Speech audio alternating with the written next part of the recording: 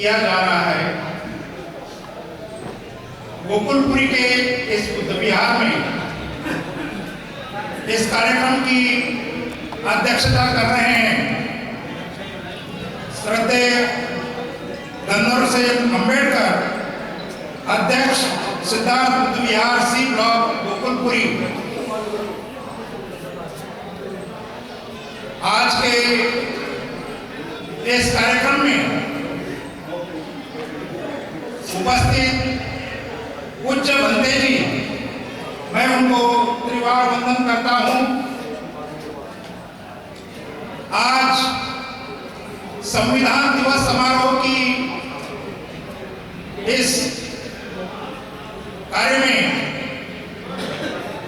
भारतीय बौद्ध महासभा के राष्ट्रीय उपाध्यक्ष श्रद्धेय उदयवीर सिंह बाबूजी यहाँ पर उपस्थित हैं। मैं उनको धन्यवाद भी देता हूँ और उनका स्वागत भी करता हूँ। इस कार्यक्रम में दिल्ली प्रदेश के अधीन शाहदरा क्षेत्र के संपूर्ण कार्यकारिणी, उनके अध्यक्ष सम्माननीय कलेक्टर सिंह जी, उनके महासचिव सम्माननीय सेनगुप्त जी, उनके कोषाध्यक्ष श्रद्धेय तेजपाल सिंह जी और उनकी संपूर्ण कार्यकारिणी, मैं उनको धन्यवाद देता हूं कि आपने 9 वर्ष की इस कार्यक्रम में आपने जो कार्यक्रम आयोजित किया उसके लिए आपको बहुत बहुत धन्यवाद। संविधान सम्मान समारोह में उपस्थित हमारे शाहदरा क्षेत्र के सभी सदस्य यहाँ पर उपस्थित है, मैं उनको भी धन्यवाद देता हूँ कि आपने बड़ी मेहनत से और कोरोना के चलते हुए भी इस कार्यक्रम को तवज्जो दिया और इस कार्यक्रम को आपने अंजाम दिया, इसलिए आप बधाई के पात्र हैं। इस कार्यक्रम को हर बार 4 चांद लगाने में ओपी गौतम साहब कभी पीछे नहीं रहते, बल्कि वो हम सबसे ज्यादा बौद्ध धम्म और बाबा साहब का प्रचार प्रसार करते रहते हैं। मैं उनके सभी मंडल को प्रणाम करता हूँ, जय भीम नमो बुद्धाय करता हूँ कि आप ऐसे ही हमारे धर्म का प्रचार करते रहिएगा, बाबा साहब का रास्ता लोगों को बताते रहिएगा। एक न एक दिन ऐसा आएगा दिल्ली में कि जो आपको आपने बताए हुए रास्ते पे वो लोग चलना शुरू कर देंगे। जय भीम नमो बुद्धाय। इस कार्यक्रम में गोकुलपुरी, गंगा विहार और हमारे सभी लोग भाई और बहन जो उपस्थित हुए हैं, मैं उनका सभी का स्वागत भी करता हूं और उनको धन्यवाद भी देता हूं, क्योंकि ये कार्यक्रम का 2021 का ये पहला ही कार्यक्रम है हमारा और ऐसे ही कार्यक्रम आगे शाहदरा क्षेत्र में भी, दिल्ली प्रदेश में भी और राष्ट्रीय कार्यकारिणी के तौर पर भी होते रहेंगे। बेशक कोरोना ऐसा ही रहे, कोई परेशानी नहीं है, हम आगे बढ़ते रहेंगे और हम लोगों को आप लोगों से प्रेरणा मिलती रहेगी। आज मैं इस कार्यक्रम में जो संविधान सम्मान समारोह रखा गया है, इस संविधान सम्मान में हमें क्या बाबा साहब ने दिया है, इसका हमें यहाँ विवेचन करना चाहिए ताकि हम लोग ये बात समझ सके कि बाबा साहब ने कितनी जिद्दोजहद और मेहनत के बाद यह संविधान बनाया है। और इस संविधान को जैसा कि आपने देखा है कि इसमें पैम्फलेट में बहुत सुंदरता से लिखा हुआ है कि 2 साल 11 महीने और 18 दिन इतना समय लेकर बाबा साहब ने यह संविधान बनाया। इस संविधान बनाते समय उनको कितनी कठिनाई आई और क्या क्या परेशानियां झेलनी पड़ी, इसका उपाय को हमें करना चाहिए। जो ये संविधान है, इस संविधान में जितनी भी बारीकियां है वो तो देश का संविधान सबसे बड़ा और लिखित विश्व में जागतिक तौर पर सबसे बड़ा और लिखित हमारा संविधान है। ये हमारे संविधान की विशेष खासियत है। इतना बड़ा संविधान शायद प्रारूप समिति में दूसरा कोई आदमी होता तो शायद इतना बड़ा संविधान और हर चीज का वहां जहां के वहां उत्तर नहीं होता।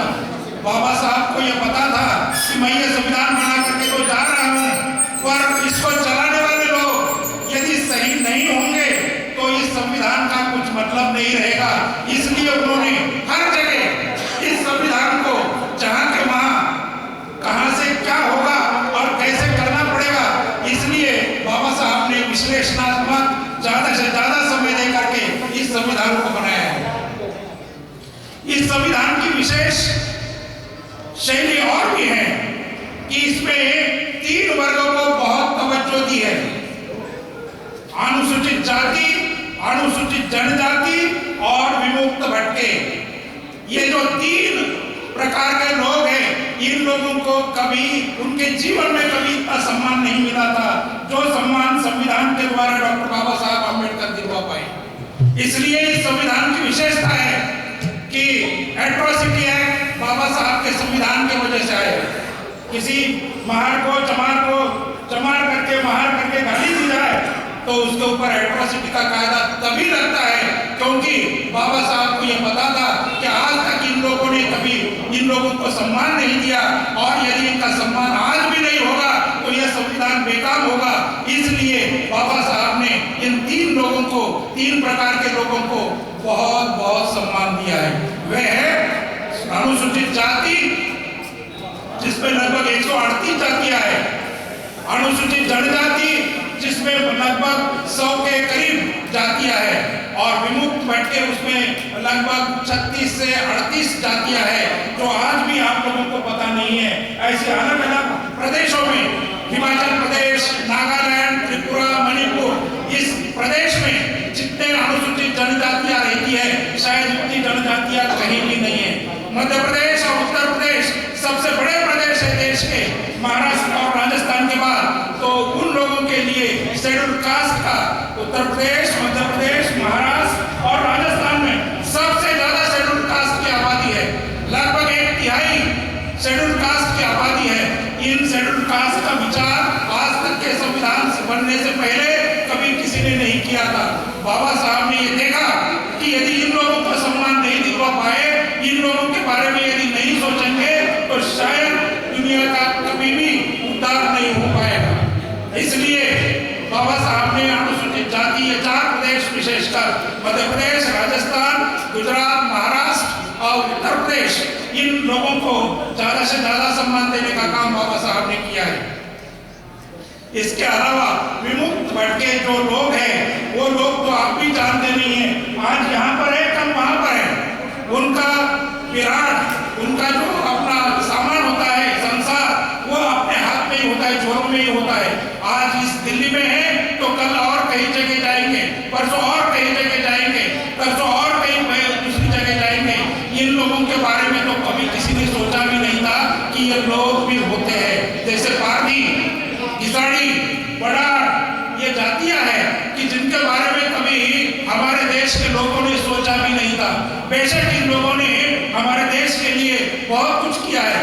बड़ार जात का एक उदाहरण यदि मैं आपको दे दूं तो आप सन्न हो जाएंगे।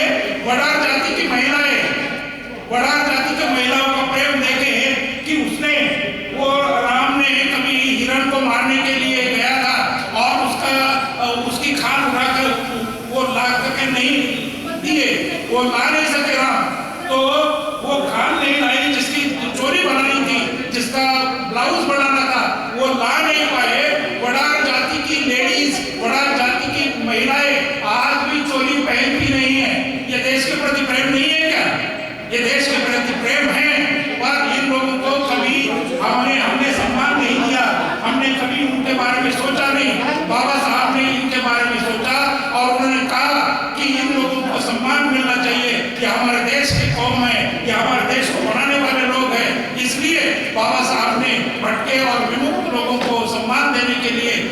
अपने संविधान में विशेष कायदे कानून बनाए। हमारे संविधान में जो विशेष बात बाबा साहब ने की है, आप लोग जानते हैं कि इंग्लैंड, अमेरिका, ये उच्च देश जो है, प्रगतिशील देश कहते हैं उनको, प्रगत देश कहते हैं, पर इन प्रगत देशों में भी कभी महिलाओं को मतदान का अधिकार नहीं था, महिलाओं को वोटिंग का अधिकार नहीं था।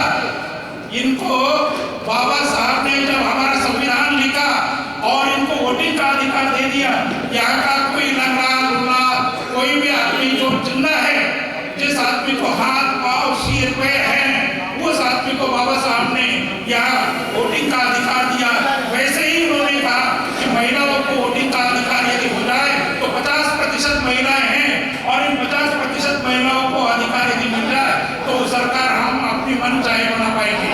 जो सरकार हमें बनानी है, जिस सरकार को हम बनाना चाहते हैं, जो देश का उद्धार करेगा, जो देश का भला सोचेगा, यदि महिलाओं को हम वोटिंग का पावर देते हैं तो हम ऐसा सोचते हैं कि महिलाएं कभी ना कभी एक दिन सोचेंगी कि लोग किधर भी जाए, पुरुष कहीं भी जाए, परंतु हम लोग अपने मन चाहिए गवर्नमेंट ले आएंगे। इसलिए बाबा साहब ने महिलाओं को वोटिंग का पावर दे दिया। ये वोटिंग का पावर आसानी से बाबा साहब ने आपको और हमको दिया। हम लोग वोटिंग का कितना अच्छा उपयोग करते हैं कि आपको और हमें सोचना है और हमें अपने अपने दिल में रख करके आगे की नीति बनानी है। मैं ये सोचता हूँ कि बाबा साहब ने केवल महिलाओं को ही केवल अधिकार दिए ऐसा नहीं है, बल्कि बाकी लोगों के बारे में भी मैं तो ये सोचता हूँ समग्र महिला, चाहे महिला ब्राह्मण जाति की क्यों न हो, महिला ब्राह्मण जाति या उच्च जाति की भी क्यों न हो, उनको भी कभी तवज्जो अपने संसार में नहीं मिलती। उनके तहत, उनके जरिए कभी संसार में राय नहीं दी जाती, अपने घर में कोई राय नहीं दी जाती। ये राय बाबा साहब ने लेने के लिए मजबूर कर दिया और बाबा साहब ने जो सोचा हमारे देश के संविधान के बारे में, लोगों के बारे में, शायद ये बात किसी ने आज तक अपने जीवन में नहीं सोची होगी और अन्य देशों में भी ये बात कभी उनके दिमाग में नहीं आई। इसलिए संविधान का सम्मान रखना, संविधान को आगे बढ़ाना, संविधान को बचाना और संविधान की बात करना, ये हमारे लिए बहुत गर्व की बात है। यदि हम लोग इन बातों में नहीं गए, इन बातों का हमने जिक्र नहीं किया, तो जो लोग बैठे हैं ऊपर में, जो गवर्नमेंट चल रही है, वो गवर्नमेंट हमारे कायदे कानून को भी तहस नहस कर देंगे और हम लोगों को न्याय नहीं मिलेगा। संविधान एक ऐसी चीज है कि जिसके जरिए हमें न्याय मिलता है। हम लोग अपने अपने बारे में सोचते हैं, कहीं भी किसी भी बारे में यदि हम लोग बात करते हैं तो कहीं भी हम लोग ये बात उजागर कर सकते हैं कि हम संविधान का सहारा लेंगे। न्याय प्रणाली हमारे देश की अलग से होगी। संविधान की विशेष बात यह है हमारे देश में कि हमारे देश की जो न्याय प्रणाली है वो स्वतंत्र है और वो अपने आप कार्य करती है। उसमें किसी का दखलंदाजी नहीं होती है। यदि कोई दखलंदाजी करता है न्यायालय कार्य में तो न्यायालय उनको बख्शता नहीं। इसलिए हमारे संविधान में न्यायालय को एक उचित और निरपेक्ष माना गया है, क्योंकि उसके जरिए हम लोग ये सोच सकते हैं कि हमारा हमें न्याय मिलेगा ही। हमारे संविधान में समता, बंधुता, मैत्री और भाईचारा ये विशेष रूप से बाबा साहब ने इकट्ठा किया है, क्योंकि हमारे देश के लोग कभी बाकी लोगों को समान समझते ही नहीं है। हमारे देश में कोई समानता इससे पहले थी ही नहीं। लोग अपने अपने तरीके से दूसरों के ऊपर जो भी लादना चाहे, दूसरों के ऊपर जो बोझ डालना चाहे वो डाल देते थे। परंतु बाबा साहब ने ये समता का एक जो नारा संविधान में दिया है, उसके जरिए आज हम सब लोग वोटिंग के लिए ही नहीं बल्कि हर जगह हम लोग सब समान हैं। जिसको अपने बुद्धि के अनुसार जो कार्य करना है वो कार्य वो कर सकते हैं, आगे बढ़ सकता है।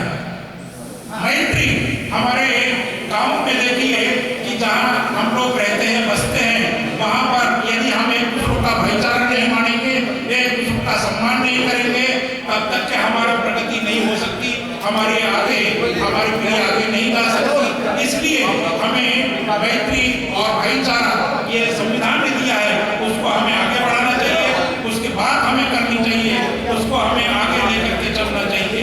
इन बातों को लेकर के डॉक्टर बाबा साहब भीमराव अम्बेडकर जी ने संविधान में सोचा और हमारा संविधान इसी वजह से विशेष रूप से माना जाता है। आज इस संविधान समारोह का ये कार्यक्रम करके 9 वर्ष की सबको बहुत बहुत शुभकामनाएं दे करके मैं अपने दोस्तों को